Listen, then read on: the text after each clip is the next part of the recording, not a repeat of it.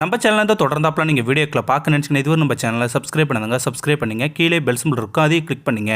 வாங்க வீடியோக்குள்ளே போகலாம். எனது மன்றத்தில் எத்தனையோ வழக்குகள் வந்திருக்கின்றன. அதில் ஒரு வழக்கு என்னை மிகவும் உணர்ச்சிவசப்பட வைத்தது. என் எதிரே பரிதாபமாக உருவெடுத்து வந்தது போல ஒரு நடுத்தர வயது பெண் நின்று கொண்டிருந்தார். வழக்கு தொடுத்து வரும் அவரே, ஐயா, எங்களுக்கு ஒரே மகள். என் வீட்டுக்காரருக்கு கை கால் வராது. நான் 4-5 வீட்டில் வீட்டு வேலை செய்து அதில் வரும் சம்பாத்தியத்தில்தான் கணவரையும் மகளையும் காப்பாற்றி வந்தேன், வருகின்றேன். மகளை கஷ்டம் தெரியாமல் வளர்த்தேன். பலரது கால்களில் விழுந்து நல்ல பள்ளியில் படிக்க வைத்தேன். நான் வேலை செய்யும் வீட்டில் நல்ல உணவு கொடுத்தால் கூட அதை சாப்பிடாமல் மகளுக்கு கொண்டு வந்து கொடுத்து அவள் சாப்பிட சந்தோஷப்படுவதை பார்த்து மகிழ்வேன் நான். அதேபோல யார் யாரிடமோ கெஞ்சி வேலையும் வாங்கி கொடுத்தேன் நான். அவள் இப்போது சம்பாதிக்க துவங்கிவிட்டாள். எங்கள் கஷ்டமெல்லாம் போய்விடும். இனி அவள் எங்களை பார்த்து கொள்வாள் என்று நினைத்தபோது அவள் திடீரென்று காணாமல் போய்விட்டாள். அவளது விருப்பமின்றி யாரோ மயக்க வார்த்தை கூறி கடத்தி போயிருப்பதாக சந்தேகப்படுகிறேன் நான். ஆகவே எப்படியாவது என் மகளை கண்டுபிடித்து சேர்த்து வைக்க வேண்டும் என்று கேட்டிருந்தார் அந்த நடுத்தர வயது பெண். நீதிமன்றத்தின் உத்தரவுப்படி அவரது மகள் நீதிமன்றத்தில் ஆஜர்படுத்தப்பட்டார்.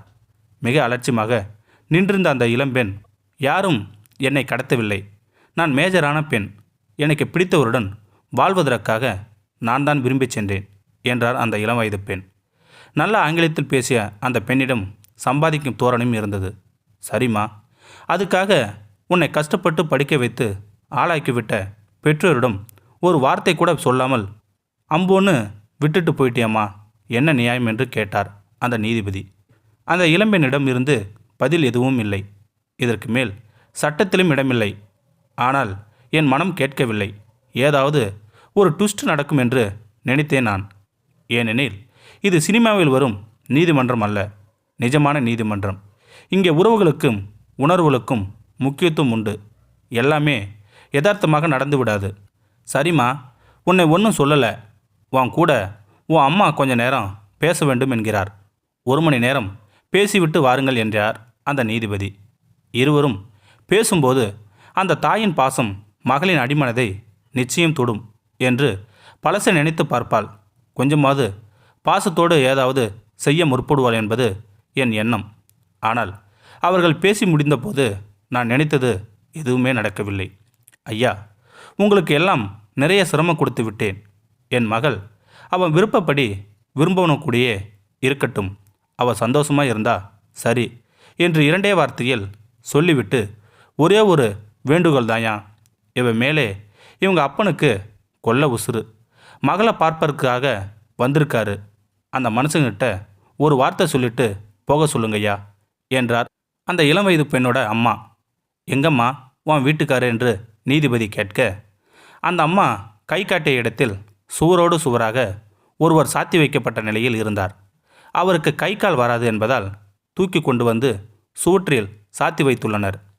கோர்ட்டில் நடப்பது எல்லாம் பார்த்து அவரது கண்கள் இருந்து தாரத்தாரையாக கண்ணீர் கொட்டி கொண்டிருந்தது. அந்த அன்பு மகளை நோக்கி என்ன செய்ய போகிறாய் என்பது போல பார்த்தேன். அந்த பெண்ணோ இதையெல்லாம் துளி கூட கண்டுகொள்ளாமல் நான் கிளம்பலாமா என்று கேட்டுவிட்டு வெளியே காருடன் காத்திருந்த காதலன் அல்லது கணவருடன் சிட்டாக பறந்து சென்று விட்டால் அந்த இளம்பெண். சரிங்கய்யா, நாங்கள் புறப்படுறோம் என்ற அந்த பெண்ணின் தாயாரிடம் ஊருக்கு எப்படிங்க போவீங்க என்று கேட்டபோது, சொந்த ஊருக்கு போக எப்படியும் 40 ரூபாய் தேவைப்படுங்கய்யா. பஸ் ஸ்டாண்டு போய் பிச்சை எடுப்புங்கய்யா, கூடுதலாக கிடைச்சா 2 பேரும் சாப்பிடுவேங்கய்யா. அப்புறமா ஊருக்கு போயிட்டா வீட்டு வேலை செய்கிற இடத்துல உதவி கிடைச்சிடும், பிழைச்சிக்குவோங்கய்யா என்றார் அந்த அம்மா. நீதிமன்றத்தில் இருந்த அத்தனை பேருக்கும் தூக்கி வாரி போட்டது. இந்தம்மா, நீ பிச்சை எடுக்க வேணாமா, என்னோட அன்பளிப்பை ஏற்றுக்குங்க என்று சொல்லி பையிலிருந்த 1000 ரூபாயை எடுத்து கொடுத்தேன் நான். நான் கொடுத்ததை பார்த்த நீதிமன்றத்தில் இருந்த வழக்கறிஞர்கள், ஊழியர்கள், பார்வையாளர்கள் என்று ஆளாளுக்கும் கொடுத்ததில் 40,000 ரூபாய் சேர்ந்தது.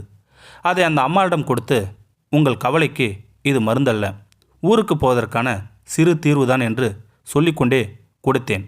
பெற்றவர்களை புரிந்து கொள்ளாத இப்படிப்பட்ட பிள்ளைகளும் இருக்கிறார்களே என்று அன்று முழுவதும் மனம் வேதனைப்பட்டது எனக்கு.